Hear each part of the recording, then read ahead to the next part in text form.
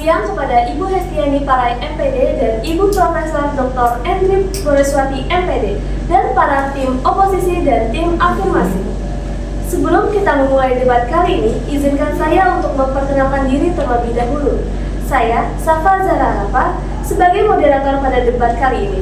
Mengenai mosi, apakah media sosial meningkatkan hubungan orang-orang? Selanjutnya, di sebelah kanan saya terdapat tim afirmasi atau tim pro, dan di sebelah kiri saya terdapat tim oposisi atau tim kontra. Baik, sebelum kita memulai debat kali ini, izinkan saya untuk membacakan tata tertib terlebih dahulu. 1. Durasi setiap penyampaian argumentasi adalah 5 menit per tim. 2. Larangan interupsi pada sesi argumentasi awal. 3. Bahasa yang digunakan harus sopan, logis, dan berbasis data.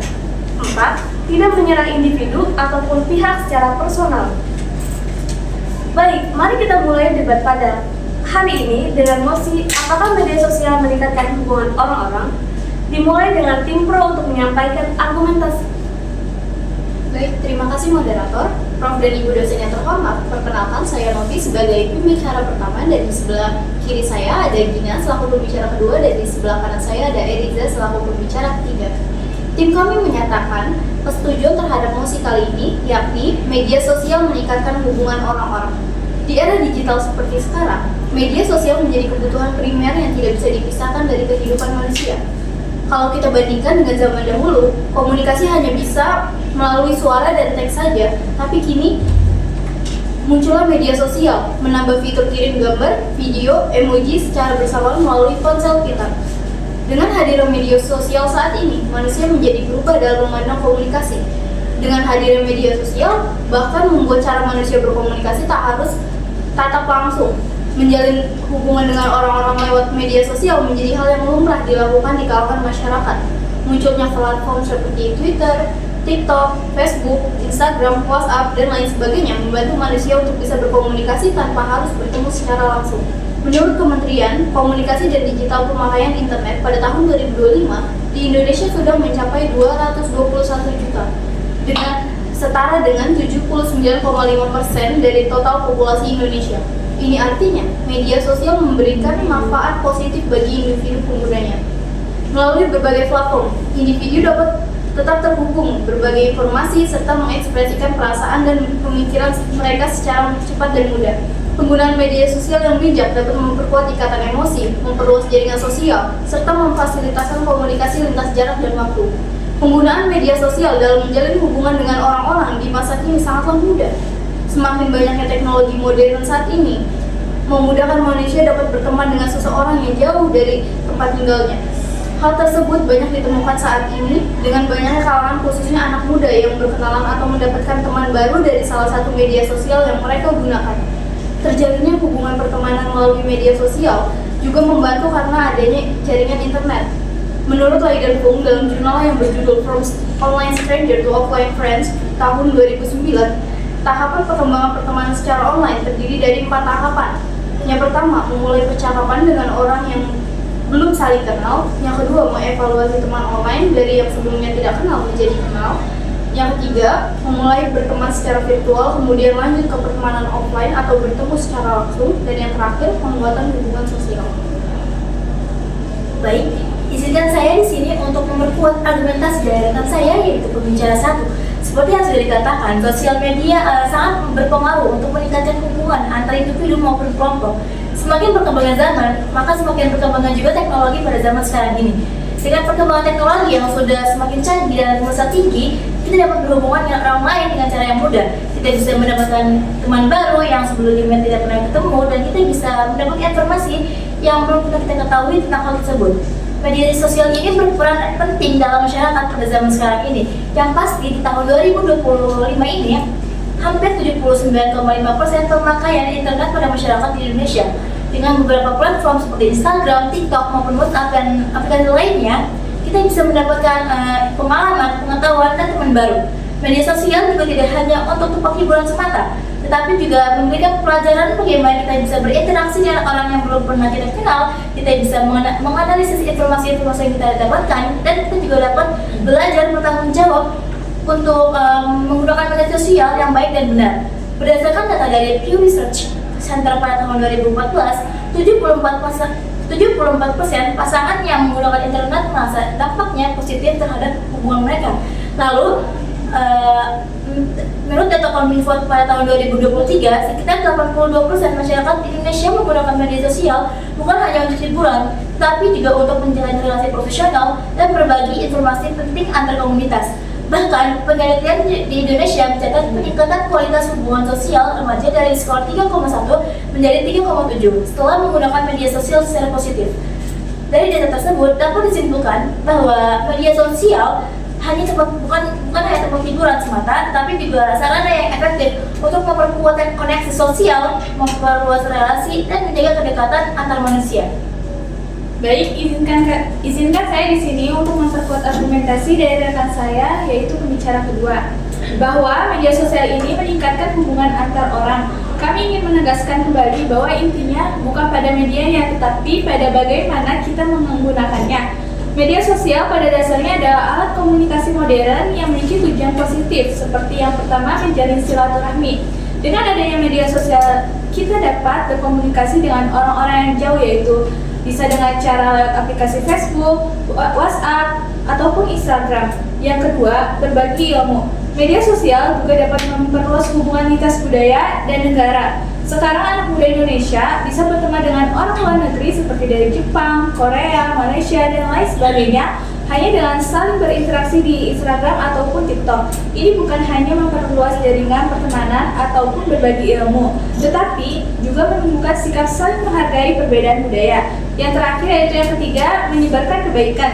Media sosial memperkuat rasa solidaritas dan kepedulian sosial. Sebagai contoh, gerakan sosial seperti donasi untuk korban bencana, penggalangan dana kesehatan, hingga kampanye lingkungan. Semuanya berhasil berkat kekuatan media sosial. Terima kasih. Baik, terima kasih tim Pro. Selanjutnya penyampaian argumentasi oleh tim konser. Oke, baik, terima kasih kepada moderator. Selamat siang, Prof, Hendy, dan Ibu dosen yang terhormat. Di sini kami dari tim kontra yang membersihkan 3 pembicara.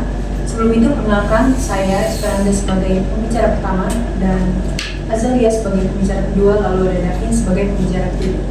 Di sisi lain, kami dari tim kontra menyatakan ketidaksetujuan terhadap mosi perdebatan kita, yakni media sosial meningkatkan hubungan orang-orang. Di zaman digital seperti sekarang, media sosial memang menjadi bagian penting dalam kehidupan sehari-hari banyak orang. Namun, kemudahan berkomunikasi melalui media sosial tidak selalu membawa dampak positif dalam mempererat hubungan antar manusia. Justru media sosial dapat menimbulkan hubungan yang terasa lebih dangkal dan membuat jarak emosional antar individu semakin dangkal. Lalu, dahulu, interaksi sosial lebih banyak terjadi secara langsung dan tatap muka, sehingga komunikasi terasa lebih nyata dan bermakna. Sekarang, dengan media sosial, kita sering berkomunikasi melalui pesan teks, gambar, atau video yang membuat kedalaman interaksi menjadi berkurang. Hal ini menyebabkan banyak orang merasa kesepian walaupun terhubung dengan orang secara virtual.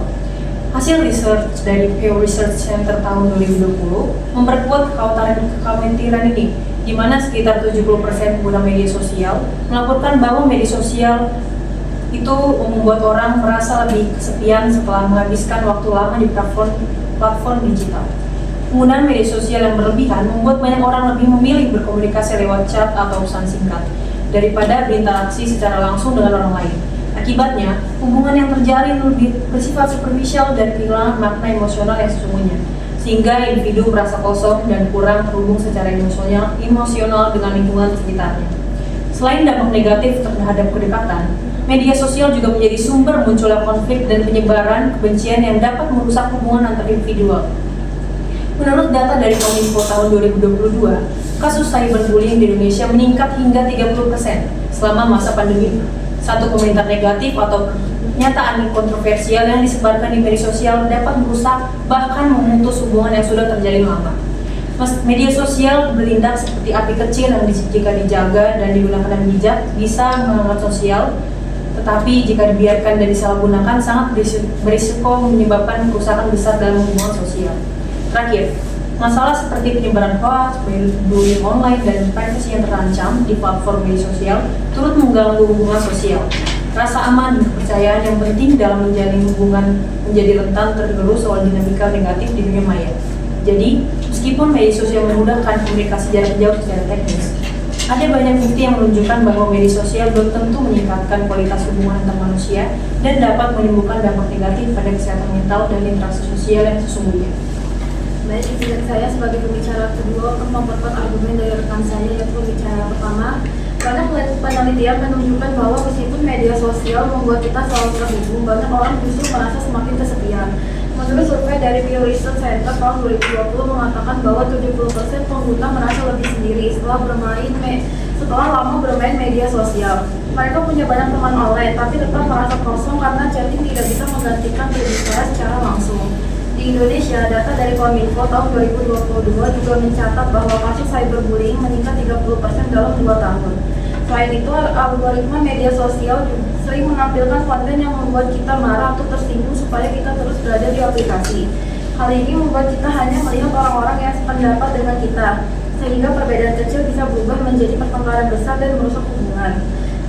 Penelitian dari Journal of Social and Clinical Psychology tahun 2018 menunjukkan bahwa orang yang memakai media sosial lebih dari 3 jam per hari lebih rentan mengalami depresi, kecemasan, dan turunnya empati. Banyak orang juga mengalami FOMO atau fear of missing out, yaitu rasa takut ketinggalan kabar atau tren online. Akibatnya mereka terus mengecek notifikasi dan kehilangan fokus pada hubungan nyata di sekitarnya. Bahkan penelitian dari University of Pennsylvania menunjukkan bahwa orang yang mengurangi waktu media sosial hingga 30 menit per hari mengalami peningkatan kualitas hubungan sosial 20% dalam waktu 2 minggu. Artinya, semakin kita mengurangi waktu menatap layar, semakin baik hubungan kita dengan orang-orang di dunia nyata. Jadi meskipun media sosial punya manfaat, kenyataannya terlalu sering menggunakannya bisa membuat hubungan kita semakin renggang dan interaksi terasa kurang bermakna. Oke, terima kasih kepada pembicara kedua.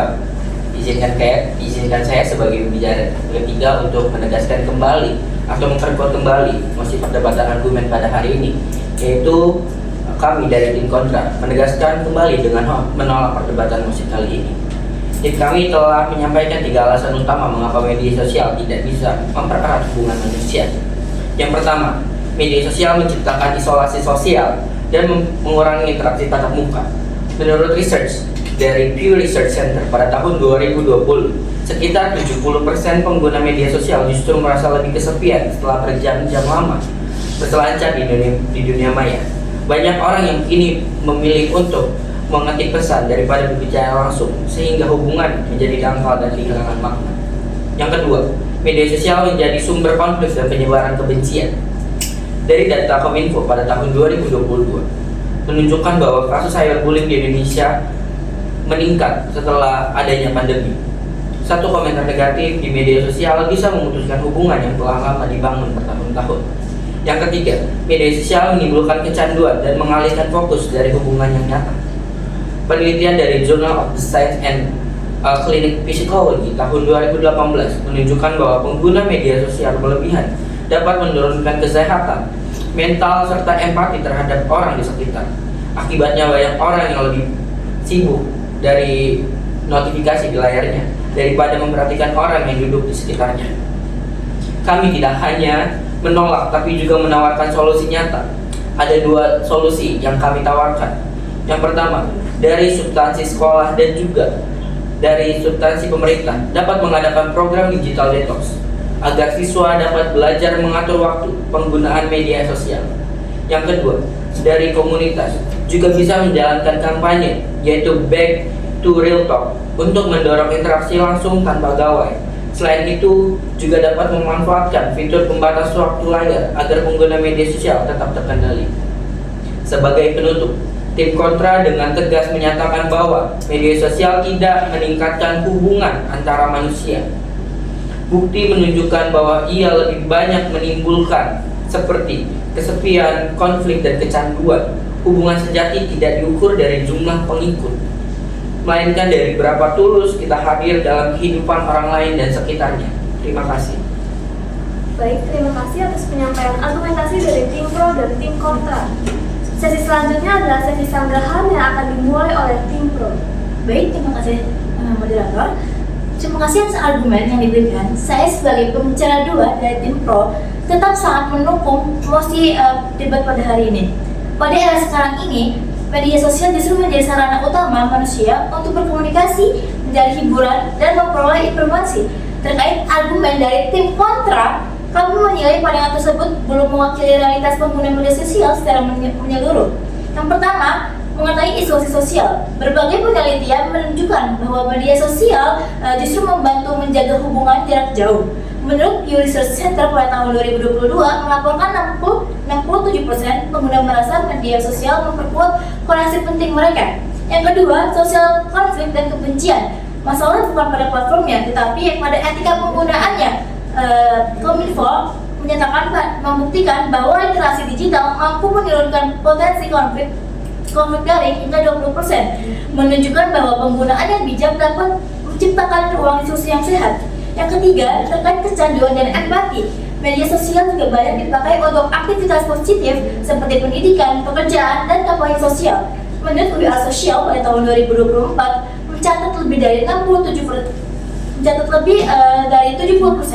pengguna Indonesia memanfaatkannya untuk informasi penting dan relasi profesional.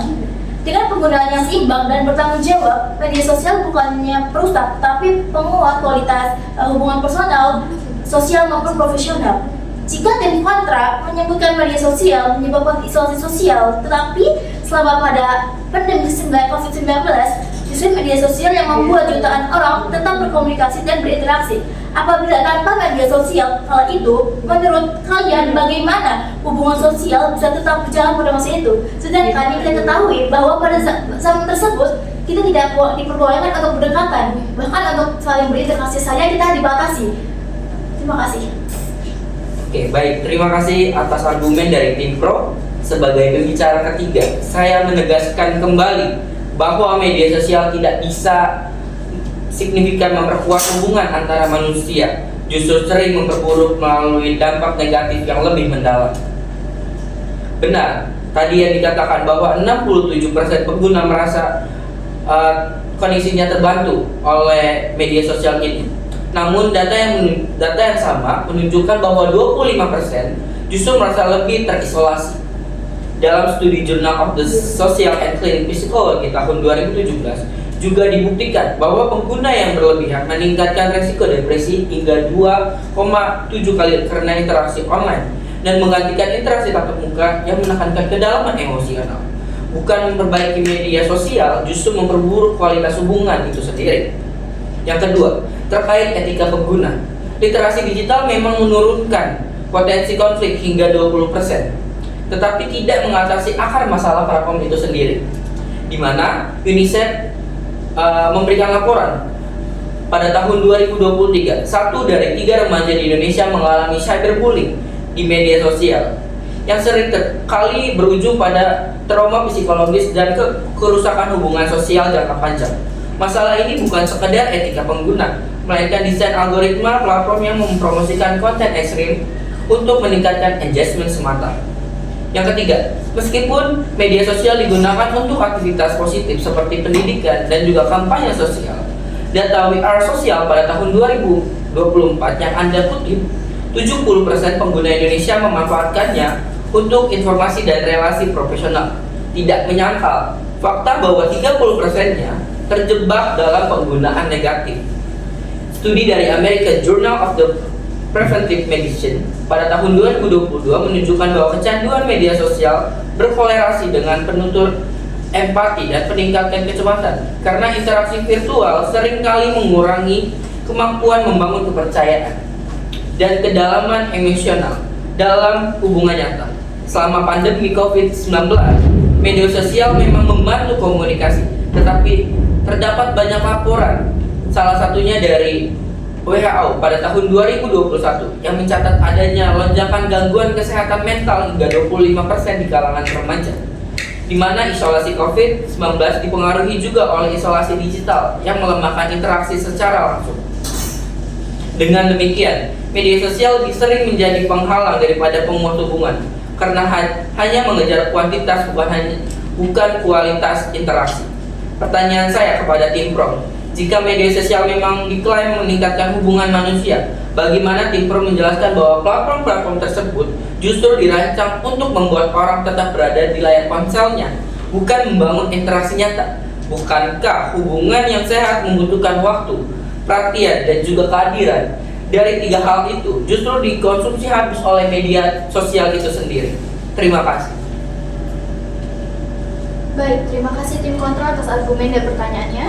Pertanyaan tim kontra mengenai mengapa platform dirancang untuk membuat orang tetap di layar, bukan berinteraksi secara nyata.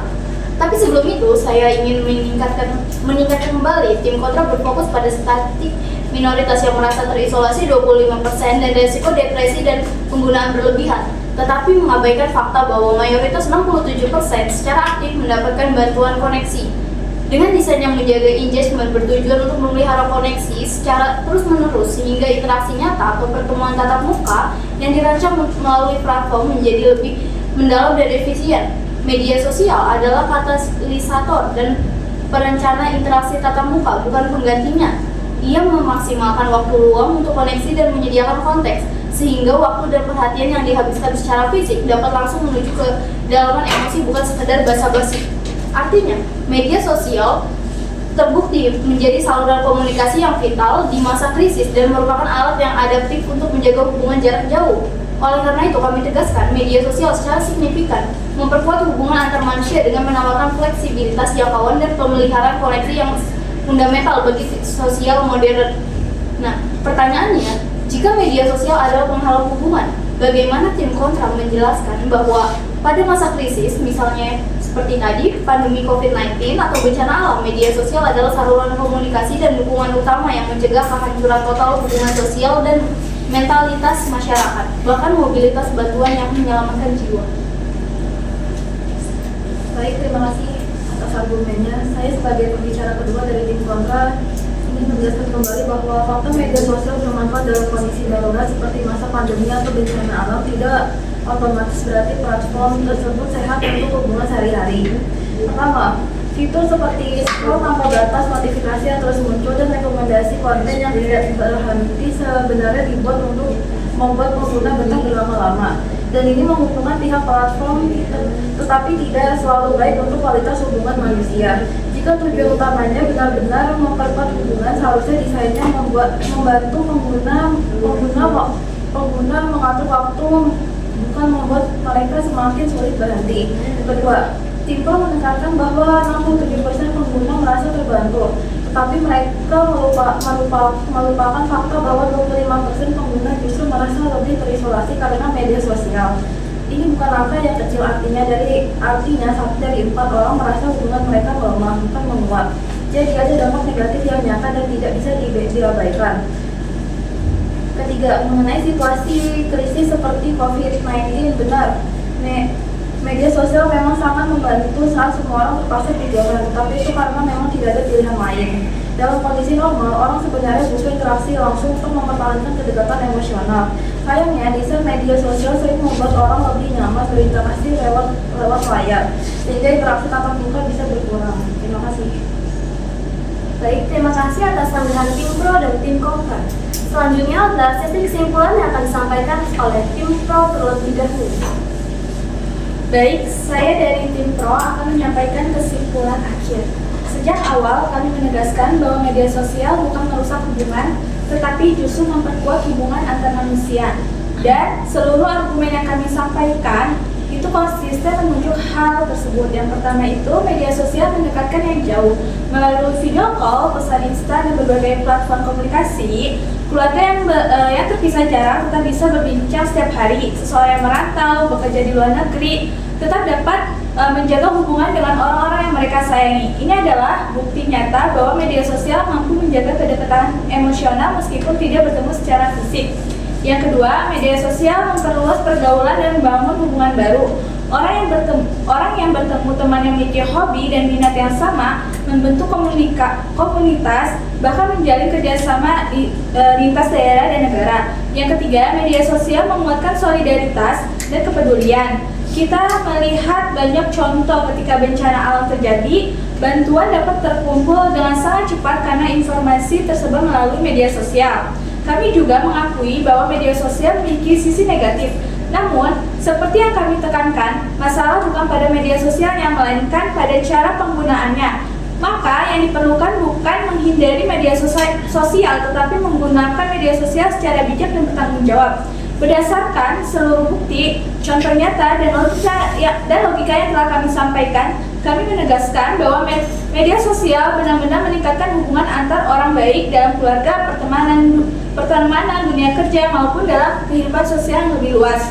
Dengan demikian, kami dari tim Pro berdiri teguh pada posisi bahwa media sosial adalah alat yang mempererat bukan memisahkan. Sekian, terima kasih.